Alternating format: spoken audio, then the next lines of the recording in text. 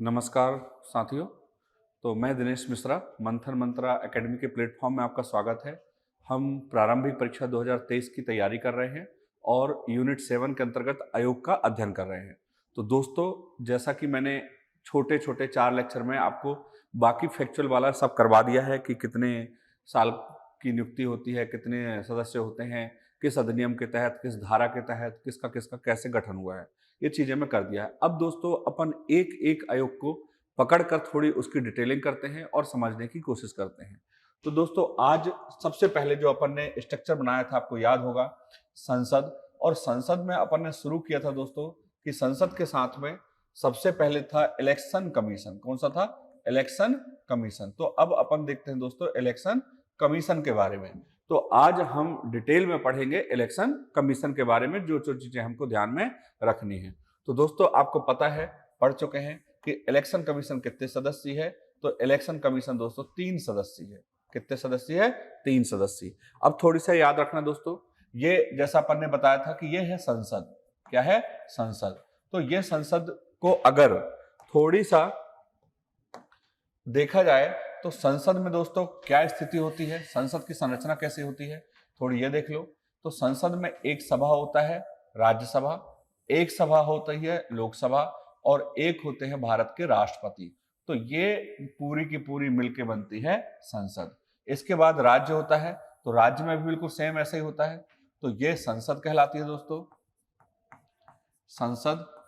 ये कहलाती है विधान मंडल। इसमें भी 2 सदन होते हैं दोस्तों। ये विधान सभा हो गया, ये संसद हो गया, ये विधानमंडल हो गया, और यहां पर राज्यपाल। तो ये स्थिति होती है राज्यों की। अब इसको बड़े ध्यान से समझना। इसके नीचे, राज्य के नीचे दोस्तों, जो 2 संस्था बनाई गई हैं, तो एक बनाई गई है ग्राम रूरल के लिए दोस्तों, ग्रामीण संस्थाओं के लिए, और एक शहरों के लिए। तो शहरों के लिए निगम बनाए गए हैं, नगर निगम वगैरह, और ग्रामीण के लिए बनाया गया है दोस्तों पंचायतें। तो इनको भी हमको ध्यान में रखना है। तो अब थोड़ी इसको सिस्टमेटिक से पढ़ने की कोशिश करते हैं। तो सबसे पहले दोस्तों, इलेक्शन कमीशन कितने सदस्य होता है? 3। ठीक है। अब ये 3 सदस्यीय इलेक्शन कमीशन होता है। इसके नीचे भी दोस्तों, इसके नीचे एक होता है इनकी मदद करने के लिए राज्य में। ठीक है। ये कहलाता है मुख्य निर्वाचन अधिकारी। राज्यों में होता है दोस्तों मुख्य निर्वाचन अधिकारी। इसके बाद डिस्ट्रिक्ट का, जिले में, जिले का कलेक्टर होता है दोस्तों, तो वो कहलाता है निर्वाचन अधिकारी। इसको कहा जाता है निर्वाचन अधिकारी। और कलेक्टर से नीचे दोस्तों एक होता है, उसको कहा जाता है केंद्र अध्यक्ष। ये क्या कहलाता है? केंद्र अध्यक्ष। तो ये होती है हमारी सेंट्रल के यानी निर्वाचन आयोग की संरचना। तो निर्वाचन आयोग की संरचना देखा जाए तो क्या क्या है दोस्तों? सबसे पहले मुख्य चुनाव आयुक्त, 2 अन्य चुनाव आयुक्त, इसके नीचे राज्य में मुख्य चुनाव अधिकारी, वहां चुनाव कमिश्नर था और ये चुनाव ऑफिसर है। तो मुख्य निर्वाचन अधिकारी, मुख्य निर्वाचन अधिकारी के नीचे होता है निर्वाचक अधिकारी, जो हमारे जिले के कलेक्टर होते हैं, और कलेक्टर के नीचे होता है केंद्र अध्यक्ष। कलेक्टर मुख्य निर्वाचन अधिकारी ही अधिकांशतः रिटर्निंग ऑफिसर भी होता है, थोड़ी उनमें कभी कभी अंतर हो जाता है। क्लियर दोस्तों? तो ये हो गया हमारा स्ट्रक्चर। इसके ये पूरा का पूरा कहां के लिए है दोस्तों? केंद्र के लिए। किसके लिए है? केंद्र के लिए। अब केंद्र की जगह आते हैं अपन राज्य। तो राज्य के लिए एक मुख्य चुनाव आयुक्त जैसे होता है राज्य निर्वाचन अधिकारी। ये दोस्तों आर्टिकल 243 के तहत बना था। किसमें बना था? आर्टिकल 243 के तहत राज्य निर्वाचन अधिकारी की नियुक्ति हुई थी। तो ये हमारा हो गया पूरा का पूरा संरचना। तो अब थोड़ी सा हम इसको डिटेल में पढ़ना चालू करते हैं। तो सबसे पहले ध्यान देना दोस्तों, हमको आर्टिकल याद रखना है। तो आर्टिकल, तो ये है भाग। ठीक है दोस्तों। तो भाग 15 कौन सा है? भाग 15 में है। इसका वर्णन किसमें है? भाग 15 में है। और भाग 15 का आर्टिकल कौन सा है दोस्तों? 324। कौन सा है? आर्टिकल 24। ठीक है। जो ये राज्य वाला है दोस्तों, तो ये कहां पर है? तो ये है भाग 9। ये किसमें है? भाग 9। और भाग 9 का आर्टिकल है 243 के। 243 के क्या मतलब हुआ इसका? कि राज्य निर्वाचन आयोग का गठन का प्रावधान किसमें है? तो भाग 9 के आर्टिकल 243 के में। और केंद्र निर्वाचन आयोग का गठन का प्रावधान किसमें है? तो भाग 15 के आर्टिकल 324 में है। क्लियर है दोस्तों? अब थोड़ी सा याद रखना है संरचना। तो संरचना में कितने अधिकारी होते हैं? एक मुख्य अधिकारी, दूसरा और ये तीसरा। पर आपको पता है कि पहले ये 3 संरचना नहीं थी, पहले केवल एक सदस्य था, बाद में ये दोबारा बना हुआ है 3 सदस्य। तो इसको घटना को कैसे याद रखना है? तो थोड़ी सा याद रखना दोस्तों कि पहले एक सदस्य था, एक सदस्य के बाद 61वां संविधान संशोधन 1989 में हुआ। 61वां संविधान संशोधन 61वां याद रखना 1989 में हुआ। और 1989 में सदस्य संख्या बढ़ के कितनी हो गई? 3। फिर 3 से वापस दोस्तों, 3 से वापस 90 में, कब की बात है? 1990 में। 1990 में बढ़ के फिर कितनी हो गई दोस्तों? 1। और फिर दोस्तों 1993 में, कब की बात है? 1993 में ये पुनः बढ़ के कितनी हो गई? 3। तो इसको याद रखना कि 3 से 3 याद रखना। तो 1993 में पुनः सदस्य संख्या बढ़ के हो गई है 3। तो थोड़ी सा देख लो कि पहले एक सदस्य था।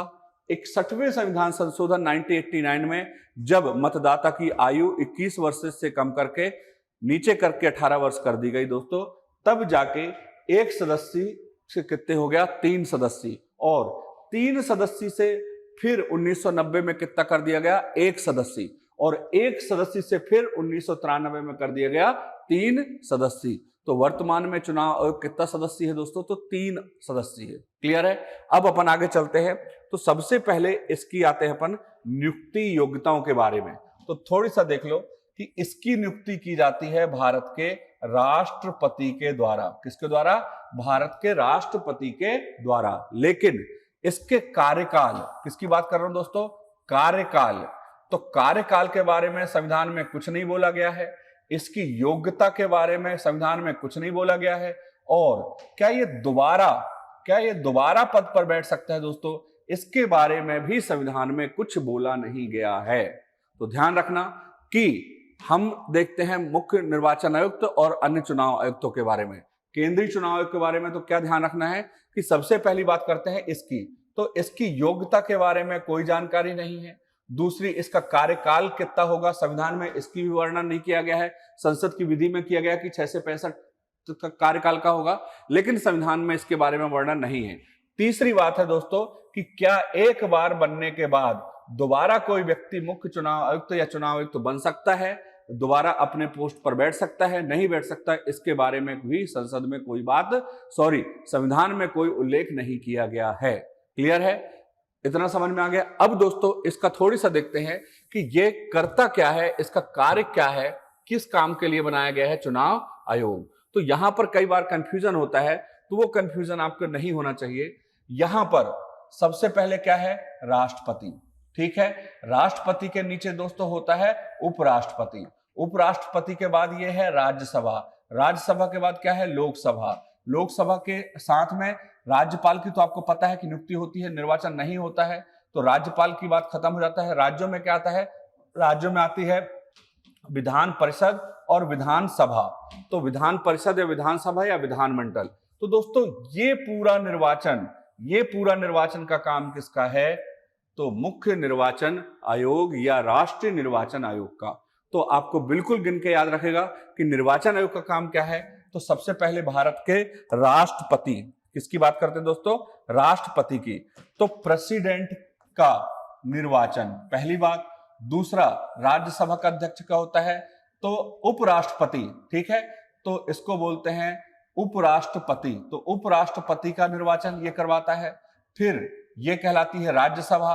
तो दोस्तों तीसरा, राज्यसभा का निर्वाचन करवाता है। चौथा, लोकसभा का निर्वाचन करवाता है। पांचवा, राज्यों की विधान परिषद और विधानसभा, या एक साथ कहा जाए विधान मंडल, इन सभी का निर्वाचन का काम किसका है?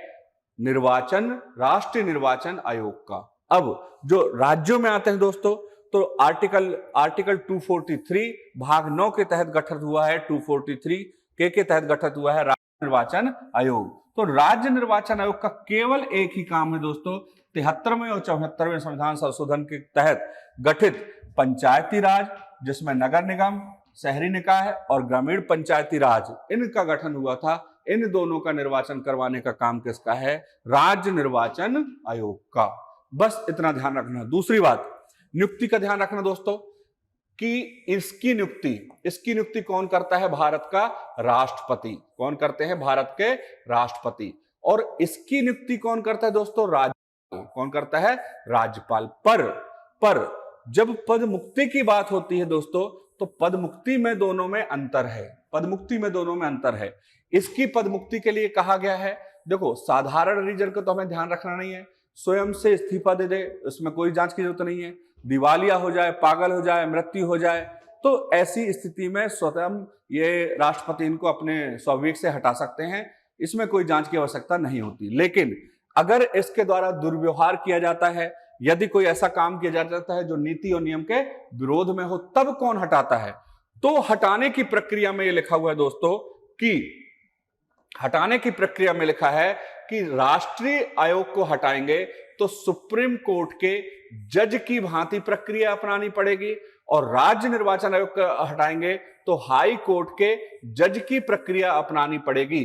पर दोस्तों दोनों की समान प्रक्रिया है, दोनों की समान प्रक्रिया है, और दोनों की प्रक्रिया यही है कि संसद के दोनों सदनों के विशेष बहुमत के द्वारा ही हटा सकते हैं। तो इसका मतलब है चाहे राज्य निर्वाचन आयोग हो चाहे केंद्रीय निर्वाचन आयोग हो, दोनों को हटाने के लिए संसद का विशेष बहुमत की आवश्यकता पड़ती है। दूसरी बात, इसकी नियुक्ति कौन करा? राष्ट्रपति। इसकी नियुक्ति कौन किया? राज्यपाल। पर हटाना इनके हाथ में नहीं है, हटाने के लिए हमें संसद की विशेष बहुमत की आवश्यकता पड़ेगी। इसलिए कहा जाता है कि ये राष्ट्रपति के प्रसाद पर्यंत पद पर नहीं रहते हैं। तो दोस्तों इस शब्द का अर्थ समझ लो, कौन सा? प्रसाद। तो प्रसाद का मतलब होता है दोस्तों on the pleasure of president. तो प्रसाद बोलते हैं ना कि भगवान का बंटने के बाद जो हम बांटते हैं प्रसाद, तो प्रसाद का मतलब होता है उसकी खुशी का हिस्सा देना, उसकी जो अंदर से एक प्रकार का आशीर्वाद देना, तो वो कहलाता है प्रसाद। तो मतलब राष्ट्रपति इनके प्रसाद पर नहीं, सॉरी, केंद्रीय आयोग राष्ट्रपति के प्रसाद पर नहीं टिका है, राष्ट्रपति की खुशी पर नहीं टिका है। अगर राष्ट्रपति कल खुश भी ना हो और दुखी भी हो जाए आयोग से, तो वो अपने मन से उसको हटा नहीं सकते हैं, उसके लिए उनको एक निश्चित प्रक्रिया को फॉलो करना पड़ेगा। तो जो पद राष्ट्रपति को जब तक खुश है तब तक रखा जाएगा, राष्ट्रपति जिस दिन चाहे हटा दिया जाएगा, वो पद कहलाते हैं राष्ट्रपति के प्रसाद पर्यंत। लेकिन जो पद राष्ट्रपति की सीमा से परे हैं, हटाने के लिए उनकी पावर लिमिटेड हो जाती है, तो वो पद कहलाते हैं कि वो राष्ट्रपति के प्रसाद पर्यंत पद पर नहीं रहते हैं। मतलब वो संवैधानिक रूप से सुरक्षित हैं, सुरक्षा प्रदान की गई है उनको। क्लियर है? तो अब यह समझ में आ गया। यहां पर जो ध्यान रखना है दोस्तों कि इसकी नियुक्ति करता है राष्ट्रपति, इसकी नियुक्ति करता है राज्यपाल, पर हटाने का काम, दोनों को हटाने का काम केवल राष्ट्रपति करता है। परंतु कैसे हटाते हैं? तो केंद्रीय आयोग को सुप्रीम कोर्ट के जजों की भांति और राज्य आयोग को हटाते हैं हाई कोर्ट के जजों की भांति। पर इनकी भांति प्रक्रिया में क्या है? तो दोनों के लिए एक ही प्रक्रिया है कि सुप्रीम कोर्ट के न्यायाधीश को जैसे हटाते हैं, हाई कोर्ट के न्यायाधीश को जैसे हटाते हैं, वही प्रक्रिया इसको फॉलो करनी पड़ेगी। और उनको हटाते कैसे हैं? तो दोनों को हटाने की एक ही प्रक्रिया है कि संसद के विशेष बहुमत के द्वारा। तो मुझे लगता है इतना आपको क्लियर हो गया होगा दोस्तों। तो ये आपका फंडा क्लियर हो गया। अब अपन आगे चलते हैं दोस्तों। तो अब मुख्य रूप से अपन को ध्यान रखना है कि इनके काम क्या क्या हैं, इनके काम क्या क्या दिए गए हैं। तो थोड़ी सा मैं पहले बता चुका दोस्तों कि केंद्रीय आयोग का काम क्या है दोस्तों। तो केंद्रीय आयोग का काम क्या है? राष्ट्रपति, उपराष्ट्रपति, राज्यसभा, लोकसभा, विधान परिषद, और विधानसभा, इन सभी का निर्वाचन करवाना किसका है? केंद्रीय निर्वाचन आयोग का काम है। ठीक है दोस्तों, तो ये है केंद्रीय निर्वाचन आयोग। और इसके नीचे जो था राज्य का, तो राज्य में ग्राम पंचायत, कौन सा था? ग्राम पंचायत, और ग्राम पंचायत के बाद नगर निगम, तो उनको निर्वाचन करवाने का काम किसका था? राज्य निर्वाचन आयोग का। तो ये तो आपको स्पष्ट हो गया। अब इसके अलावा इन्हीं कामों करने के लिए क्या क्या काम करता है निर्वाचन आयोग, उसको देखना है, और मुख्य रूप से वहीं से प्रश्न पूछे जाते हैं। तो थोड़ी सा स्टार्ट करते हैं अपन स्टार्टिंग में। तो दोस्तों देखो, मान लो कि ये गांव है, हम यहां पर चलते हैं, तो ये गांव है। तो सबसे पहले जनसंख्या के आधार पर क्षेत्र का निर्धारण, पहला काम क्या हो गया? जनसंख्या के आधार पर क्षेत्र का निर्धारण। इसका ये किसका काम है दोस्तों? तो ये काम है निर्वाचन आयोग का। तो पहला काम क्या है? क्षेत्रों का निर्धारण, पहला। दूसरा दोस्तों, इस क्षेत्र में दो लोग होंगे, एक तो मतदाता होगा और एक मंत्री होगा, नेता होगा, एक चुनाव लड़ने वाला और एक मतदान करने वाला। तो दोनों के संबंध में काम किसका होता है? निर्वाचन आयोग का। पहला तो मतदाता की योग्यता का निर्धारण भी कौन करता है? तो यह करता है निर्वाचन आयोग। क्या मतलब हुआ इसका? इसका मतलब यह हुआ कि 19 वर्ष की मतदान की आयु में करेगा, 20 वर्ष में करेगा, मतदान करने के लिए वहां का मूल निवास होना जरूरी है, नहीं है, कितनी आयु होनी चाहिए, 12वीं पढ़ा होना चाहिए, ऐसी कोई भी योग्यता निर्धारित करने का काम कौन करता है? निर्वाचन आयोग। ठीक है। अब इसके बाद दोस्तों योग्यता का निर्वाचन कर दिया, तो फिर उसके बाद जो लोग भी योग्य हैं तो उनके लिए सूची का निर्धारण करता है। किसका निर्धारण करता है? सूची। तो इसको कहा जाता है मतदाता सूची। तो मतदाता सूची का निर्माण भी कौन करता है? चुनाव आयोग, केंद्रीय चुनाव आयोग। क्लियर है दोस्तों? इसके साथ अब जो ये उम्मीदवार है, तो उम्मीदवार यानी चुनाव लड़ने वाला व्यक्ति, तो उम्मीदवार, इसकी योग्यता का निर्धारण भी कौन करता है दोस्तों? तो इसकी योग्यता का निर्धारण भी कौन करता है? मुख्य केंद्रीय चुनाव आयोग, इसके द्वारा किया जाता है। इसके बाद इस व्यक्ति को चुनाव में भाग लेने के लिए सबसे पहले तो चुनाव की तिथि का डिक्लेरेशन, ठीक है, तो चुनाव की तिथि की घोषणा करेगा। क्लियर है? घोषणा करने के बाद इन्हें नामांकन करवाएगा। नामांकन करवाने के बाद उनके नामांकन की छटनी करेगा, और छटनी करने के बाद दोस्तों, इनको अलॉट करता है चुनाव चिन्ह। इनको क्या अलॉट करता है? चुनाव चिन्ह। क्लियर है? तो निर्वाचन लड़ने वालों के लिए चुनाव चिन्ह का आवंटन भी किसके द्वारा किया जाता है दोस्तों? तो मतदाताओं के चुनाव चिन्ह का आवंटन करता है केंद्रीय निर्वाचन आयोग। अब यहां एक बात और ध्यान रखना है कि अगर किसी चुनाव चिन्ह के बारे में अगर मान लो दो व्यक्ति हैं और दोनों एक ही चुनाव चिन्ह की मांग करते हैं और इनके बीच में अगर कोई विवाद हो जाता है, तो उस विवाद की सुनवाई करता है अधिकारी। कौन करता है? अधिकारी। और इस अधिकारी की नियुक्ति कौन करता है? तो इस अधिकारी की नियुक्ति करता है केंद्रीय चुनाव आयोग। मतलब चुनाव चिन्ह, मतदान के समय चुनाव चिन्ह के संबंध में कोई विवाद होता है तो वो सुप्रीम कोर्ट, हाई कोर्ट नहीं जाता, बल्कि वो चुनाव आयोग के समक्ष जाता है, और उसमें अंतिम रूप से निर्णय लेने का हक किसको है? निर्वाचन आयोग को। और उसकी सुनवाई के लिए वो एक अलग से जज को बैठाल देता है, अधिकारी को बैठाल देता है। क्लियर हो गया? अब इसके बाद फिर चुनाव संपन्न होंगे, चुनाव में संशोधन करवाना। क्लियर है? कहीं बूथ कैप्चरिंग हो गई, कुछ ऐसा हो गया, तो पुनः चुनाव करवाना। क्या करवाना? पुनः चुनाव। मतलब पुराने चुनाव जो हो गए हैं तो चुनाव को रद्द कर देना और नए उपचुनाव घोषित करना। तो ये सब दोस्तों काम किसके हैं? निर्वाचन आयोग के। ठीक है?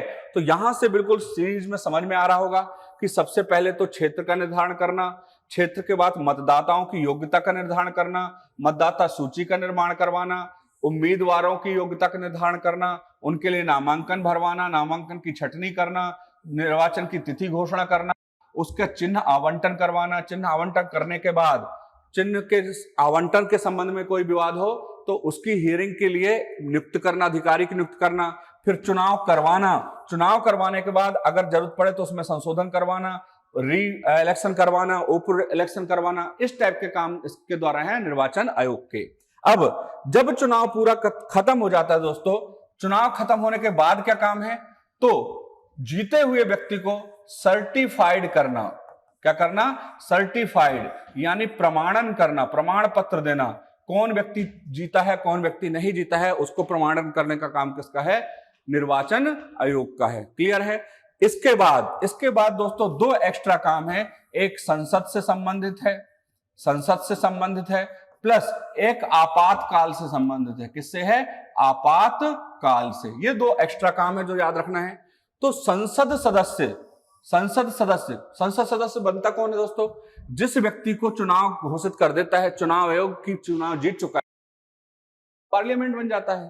तो किसी मेंबर ऑफ पार्लियामेंट की योग्यता के संबंध में, अगर किसी संसद सदस्य की योग्यता के संबंध में प्रश्न पड़ता है दोस्तों, तो उसके संबंध में चुनाव आयोग भारत के राष्ट्रपति को मशवरा देता है। तो ध्यान रखना, इसके अलावा कौन सा काम है कि यदि संसद सदस्य, किसकी बात करता हूं, संसद सदस्य, तो संसद सदस्य की कोई योग्यता के संबंध में, संसद सदस्य की कोई योग्यता के संबंध में निर्णय लेना है, कोई विवाद हो रहा है, तो उस समय राष्ट्रपति को अनुशंसा करना या मदद करने का काम कौन करता है, केंद्रीय निर्वाचन आयोग। ठीक है। आपातकाल, तो आपातकाल के समय में भी जब चुनाव घोषणा होने वाली होती है तो उस स्थिति में क्या चुनाव करवाना संभव है, क्या ऐसी स्थितियां हैं उस समय कि कोई भी मतदाता निर्भीक होकर स्वतंत्र मत से अपने मताधिकार का प्रयोग कर पाएगा या नहीं कर पाएगा। तो इन तथ्यों के आधार पर चुनाव करवाने हैं या नहीं करवाने हैं, इसका डिक्लेरेशन कौन करता है, इसका निर्णय कौन लेता है, केंद्रीय निर्वाचन आयोग। और अगर वो बोलता है तो चुनाव को 1 वर्ष के लिए टाला जा सकता है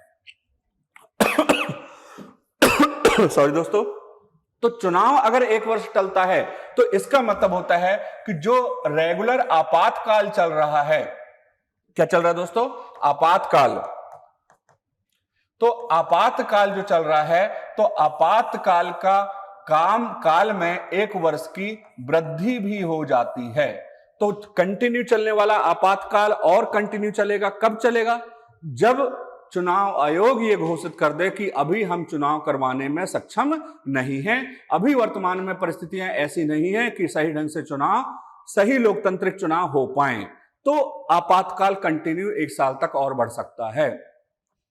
तो यहां पर 2 काम हो गए जो राष्ट्रपति की मदद करते हैं।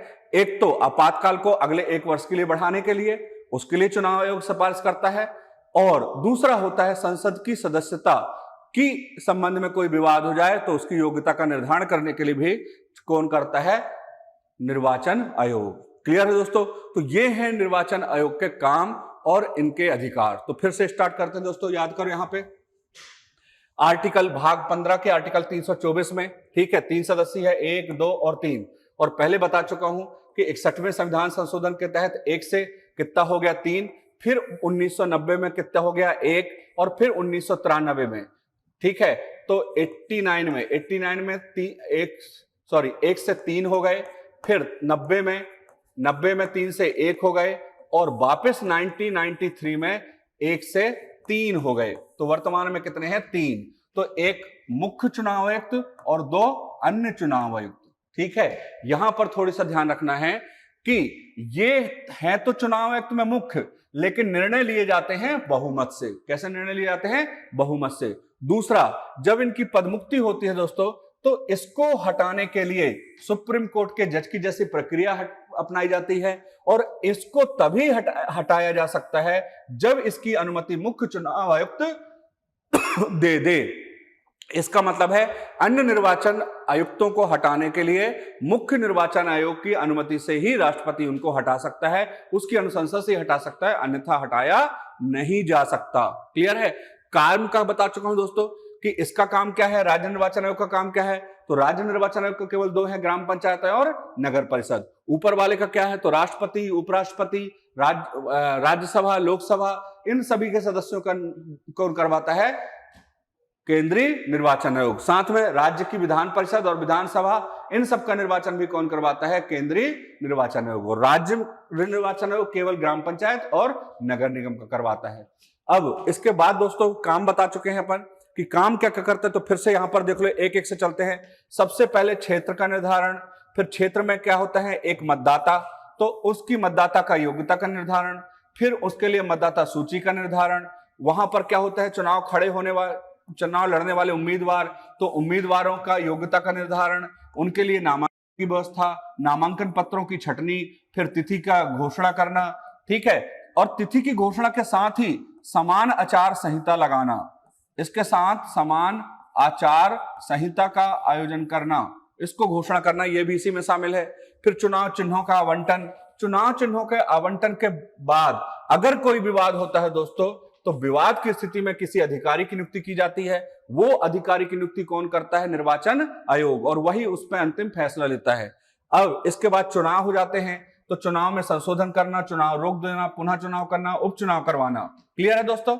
अब इसके बाद आता है दोस्तों, जब चुनाव हो जाए तो सर्टिफाइड करवाना। यहां एक चीज आपको ध्यान रखनी है, सर्टिफाइड में 2 चीजें और होती हैं कि चुनाव जीतने के बाद, सर्टिफाइड होने के बाद आपको मान्यता प्रदान करना। क्या होता है, मान्यता प्रदान करना। और कौन सी मान्यता, या तो राष्ट्रीय मान्यता या तो राज्य स्तर के दल की मान्यता प्रदान करना। यह काम चुनाव जीतने के बाद कौन करता है, निर्वाचन आयोग। तो किसी को चुनाव जीतने के बाद सर्टिफाइड करना, और सर्टिफाइड में उनको मान्यता प्रदान करना कि राष्ट्रीय स्तर का दल है या राज्य स्तर का दल है, यह भी काम करता है चुनाव आयोग। और संसद की सदस्यता की योग्यता, और आपातकाल में चुनाव को अगले 1 साल के लिए टाला जाए तो आपातकाल भी स्वतः 1 साल बढ़ जाएगा। इसके बारे में भी राष्ट्रपति को अनुशंसा कौन करता है, निर्वाचन आयोग। तो दोस्तों ये थे हमारे मुख्य रूप से निर्वाचन आयोग के संबंध में कुछ मूलभूत बातें। अब थोड़ी सा हमको ध्यान रखना है दोस्तों, संवैधानिक प्रावधान। तो संवैधानिक प्रावधान में क्या क्या ध्यान रखना है,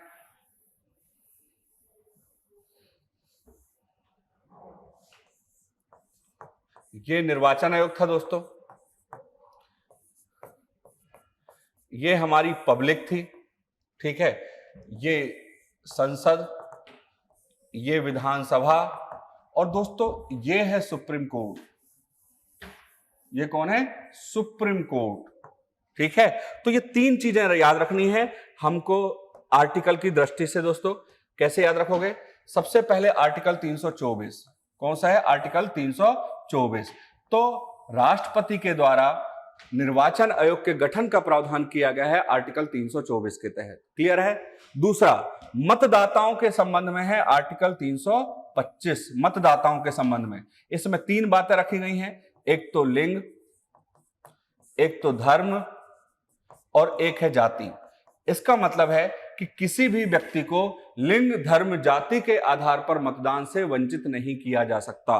तो मतदाताओं के संबंध में आर्टिकल कौन सा है दोस्तों, 325, ठीक है। और वयस्क मतदाता के बारे में है 326 कि किस मतदाता को वयस्क माना जाएगा, किसको वयस्क नहीं माना जाएगा। तो यह है आर्टिकल 326। इसका मतलब है 325 और 326 दोनों आर्टिकल किससे रिलेटेड है, मतदाता से। इसके बाद आता है दोस्तों 327, 328 और 329, ठीक है। तो 327 क्या है कि निर्वाचन के संबंध में विधि बनाने का संसद का हक, निर्वाचन के संबंध में राज्य विधानमंडल को विधि बनाने का हक, और सर्वोच्च न्यायालय को किन मामलों में हस्तक्षेप का अधिकार नहीं है।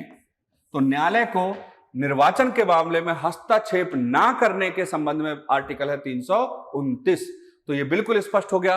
325 में आयोग, 326, 327 में मतदाता, 325 और 26 में मतदाता, 327 में संसद, 328 में विधानसभा, और आर्टिकल 329 में है न्यायालय।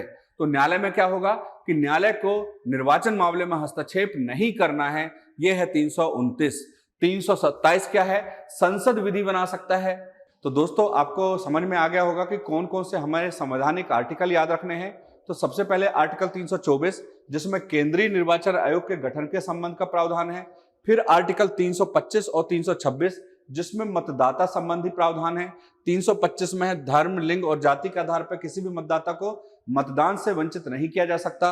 और वयस्क मतदान संबंधी अधिकार जो है 326 में है। 327 संसद को विधि बनाने की अनुमति देता है। 328 विधानसभा को बनाने की या विधानमंडल को अनुमति बनाने की देता है। और संविधान के आर्टिकल 329 में वो समस्त क्षेत्र हैं जिन समस्त क्षेत्रों में इसको प्रायोरिटी दी गई है केंद्रीय निर्वाचन आयोग को, और उन मामलों में न्यायालय को हस्तक्षेप करने का अधिकार प्राप्त नहीं है, उनके बारे में वर्णन है आर्टिकल 329। तो इस तरह से हमको केवल इन आर्टिकलों का नाम रखना है। 324, 325, 326, 327, 328, 329। 24 में आयोग के बारे में, 325 में मतदाता को वंचित न करने के बारे में, 326 में वयस्क मतदाधिकार के बारे में, 327 में संसद के विधि बनाने की शक्तियां, 328 में विधानमंडल की विधि बनाने की शक्तियां और 329 में न्यायालय संबंधी हस्तक्षेप न करने के संबंध में प्रावधान। तो दोस्तों ये है आज का हमारा लेक्चर केंद्रीय निर्वाचन आयोग। उम्मीद है आपको सभी को समझ में आया होगा। दोस्तों अगले लेक्चर में हम क्या करेंगे कि जितने क्वेश्चन अभी तक इससे आए हुए हैं या जितने आने की संभावना है वो क्वेश्चन और उनकी थोड़ी डेप्थ लेवल अपन आगे लेके जाएंगे, क्योंकि पिछले 2 साल से ट्रेंड चल रहा है कथन कारण, मैच द कॉलम, सत्य है असत्य है, इस तरह के क्वेश्चन यूपीएससी जैसे क्वेश्चन यहाँ पे पूछे जा रहे हैं। तो यूपीएससी के क्वेश्चन जो अपने हैं वो सब मैं आपको यहाँ पर प्रस्तुत करूंगा और एक एक से हम मिलकर क्वेश्चन को सॉल्व करेंगे, तो हम अपनी पढ़ाई का लेवल का मूल्यांकन भी कर पाएंगे। दोस्तों उम्मीद है आपको सबको समझ में आया होगा, आप इसको पढ़ेंगे, अच्छे से अध्ययन करेंगे और सफलता प्राप्त करेंगे। तो आज के लिए बस इतना ही दोस्तों, सभी को नमस्कार। और आपसे उम्मीद है कि प्रोत्साहन के लिए हमें अच्छे अच्छे कमेंट्स भेजेंगे, सब्सक्राइब करेंगे और शेयर करेंगे। धन्यवाद दोस्तों।